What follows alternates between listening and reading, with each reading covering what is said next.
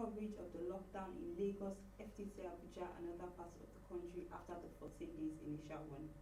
The human angle is dedicated to capturing the acts of kindness, support, and love shown during this period of the unprecedented novel coronavirus pandemic that is adversely affecting the global socio-economic space.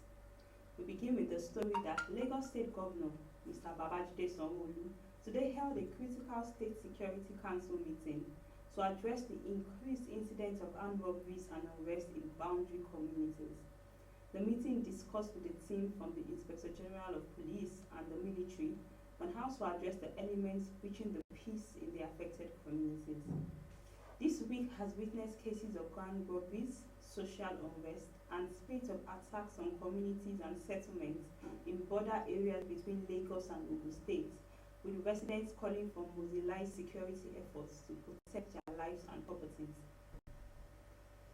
Dr. Amara Allison, the doctor who detected the index COVID-19 case in Ogun State, shared her experience when she was placed on a 14-day quarantine after attending to the Italian who contracted the virus.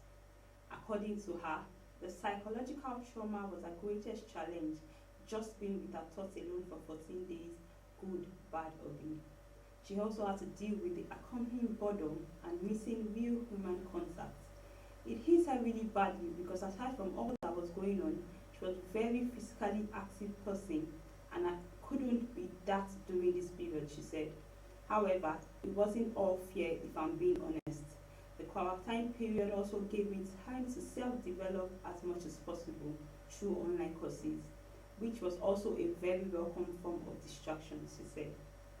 To make the 14 days of quarantine livable, our organization had a psychologist calling to check on her and her colleagues twice daily, morning and night. So that gave her a lot of reassurance. They also had someone calling every day, especially for their physical needs.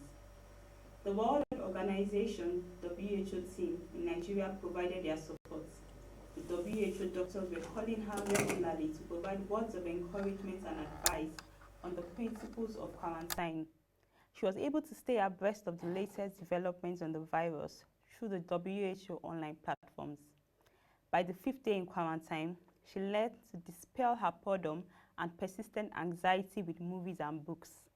She described herself as a fitness enthusiast, and as difficult as it was for her to muster the mental energy to work out, it lifted her mood significantly and left her feeling healthier. According to her, they were comfortable in quarantine. Steady power supply, spacious rooms, healthy frequent meals surely made it livable. It's also important to anticipate boredom, low moods, maybe even depression. Having several means of entertainment helped to some extent.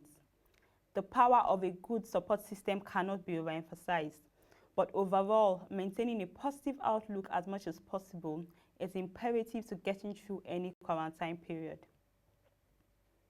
The Portuguese national football team, led by its captain, Cristiano Ronaldo, has given up half of their bonuses for qualifying for Euro 2020 and will reportedly put the money towards helping non-professional teams across the country to avoid going bust during the COVID-19 lockdown.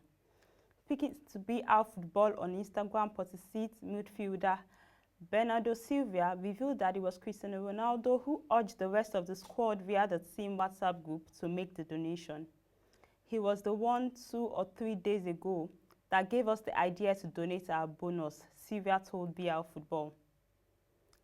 Americans have started receiving the federal payments of $1,200 to help them through their coronavirus crisis have started arriving in some people's bank accounts. This is part of the $2 trillion fiscal stimulus plan of the United States of America to support citizens that would experience difficulties during the pandemic. One of the challenges in the disbursement of the social intervention is that millions of lower-income Americans don't have traditional bank accounts. The Pakistan government has rolled out a social intervention plan to support 12 million families with a disbursement of $70 each. There is a one-off cash payment which is designed to alleviate the impact of the coronavirus-related economic shutdown in the country.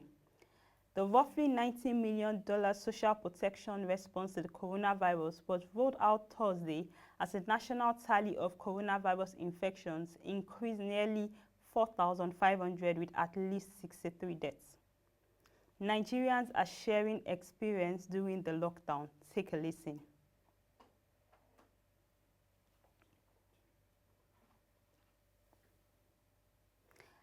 As we go on, there are a lot of experiences that we see these days where people send in reports concerning robbery cases, send in reports concerning attacks made on them, and then experiences on how they are spending the holidays or the lockdown period.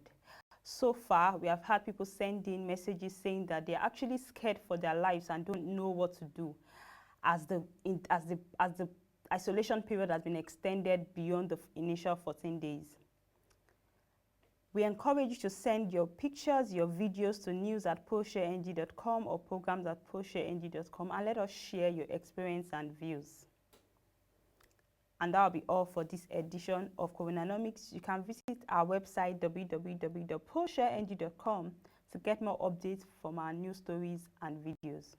You can also follow our social media platforms showing on the screen for further updates on our market reports. Join us by 9 p.m. for our 9 segments, which will be streamed live on our YouTube, Periscope, and Twitter channels. Till we come your way again, thank you for watching and stay safe.